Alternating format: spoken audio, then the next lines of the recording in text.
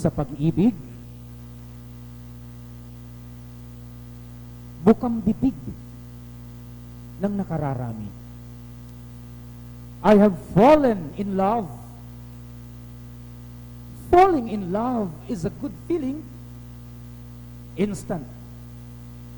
All the highs, the excitement, the passion. It is important to fall in love. But it is necessary to stay in love. Falling in love is necessary but not enough. Para bagang tinutulak tayo doon sa stage ng falling in love to really stay in love. Kapag puro falling in love lang, naiwan tayo doon sa pakiramdam. But falling in love progresses into staying in love. Staying in love takes time. Because staying in love means you also grow in love. Marriage is not just about falling in love. Marriage is about staying in love. Marriage is about growing in love. Friendship, romantic love is not just about falling in love. It is staying in love. It is growing in love. Our own relationship with God is not just falling in love with God. It is staying in love with God. It is growing in faith, growing in love. Do we remain? Will you remain in my love? Means, will you just fall in love with me? Or will you stay in love with me? Or will you grow in love with me? Do you have the courage to grow in love with me? Ang sabi ng Panginoon, remain in my love. It's not just falling in love. It is staying in love. It is growing in love. My dear brothers and sisters, my dear couples who are here, my dear parents, you didn't just stay in. You didn't just stay. You didn't just fall in love. You stayed in love. You have grown in love, and you are still growing in love. Staying in love and growing in love can be tested through 3 T's. First one, triumphs. Sa oras ng tagumpay na susubukan kung ang isang pag-ibig remains or the love walks away. Minsan, yung ibang mga mangingibig, they are so intoxicated by triumphs that they just walk away from the objects of their own love. Kapag naabot na ang tagumpay, nakakalimutan ang mga iniirog, nakakalimutan ang tunay na pag-ibig. It's okay to celebrate small wins. It's okay to celebrate victories and small victories. It's okay to celebrate triumphs, but never walk away from the object of your own love. The second T, trials.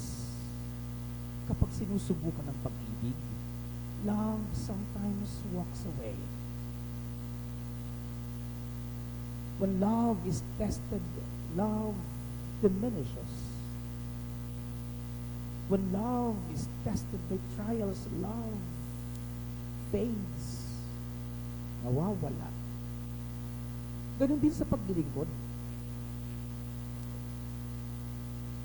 Your capacity to remain is tested through triumphs and through trials. Kapag sinusubukan, hindi tinatawag. Kapag maayos ang buhay, naririnig ko ang tawag ng Diyos.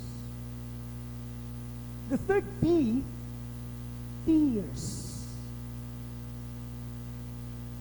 Kapag lumuluha, when we weep, when we cry out to God, when we grieve, when we mourn for our losses, and deaths.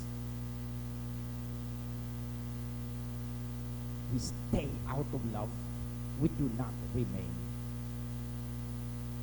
Sometimes, the capacity to remain is tested through tears because of our own past. Nandun na lang tayo doon sa masasakit na mga alaala at nakaraan. Hindi na natin naaalala yung tumawag sa atin at umiibig sa atin. Nakalimot tayo. We remain in our past. Hindi tayo nagre-remain doon sa present o sa kasalukuyan. Kaya nga ang sabi ng iba, siguro, hindi ka nabubuhay sa kasalukuyan. Siguro hindi ka umiibig sa kasalukuyan. Siguro walang kabuhay-buhay ang kasalukuyan. Siguro hindi ka nabubuhay sa kasalukuyan kasi hindi ka marunong bumitaw sa iyong nakaraan. And so we stay out of love. We live in the past.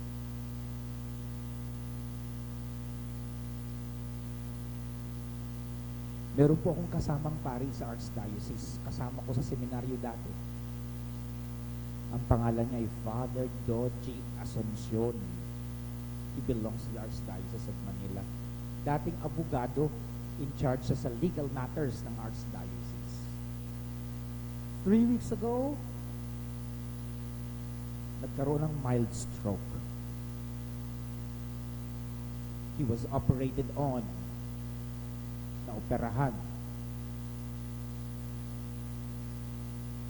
Ilang araw na after the operation, magwa 1 week, more than a week, hanggang ngayon, in deep coma. Nakakapagtakang buhay, no? Kasi kausap ko pa lang siya mga 3 weeks ago, before the mild stroke. Hindi siya magising-gising. The vital signs are okay. The brain is active, but he is in deep coma. Paano pa ganun? I might be bragging and too proud to declare to the Lord, I have fallen in love with you. I stay in love. I will stay in love. I will grow in love. It takes time, it takes courage, it takes the risks. But I will take the risk. What about in this situation?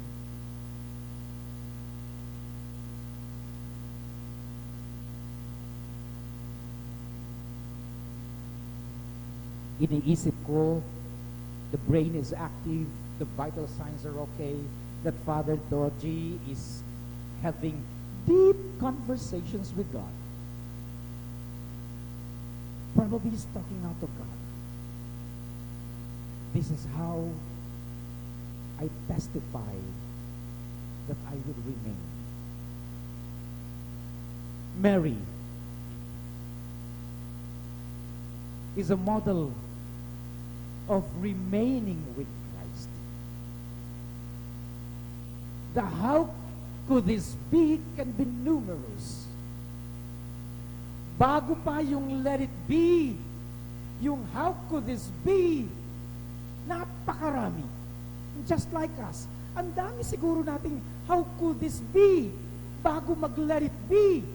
Sa buhay pamilya, sa buhay mag-asawa, sa pagpapalaki at pag-aaruga ng mga anak, ang dami nating tanong, how could this be? Paano mangyayari ito? Punong-puno ng katanungan ng buhay at puso natin. How could this be?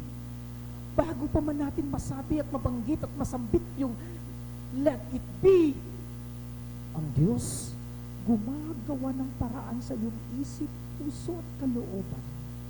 Ang daming ginagawa ang Diyos. God works behind the scenes of your own life. God is at work.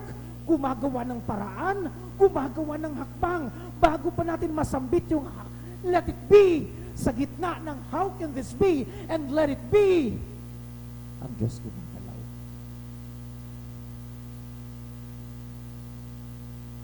Huwag tayong panghinaan doon sa gitna ng dalawang ito.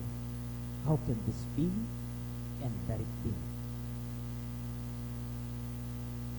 Kahit pabat-bat ng pasakit, kahit pa may mga katanungang hindi masagot-sagot pa, sa gitna ng how can this be and let it be, binibigyan ka ng kapangyarihan at lakas ng Diyos, and God will reveal it to you, many things, before you can say, let it be.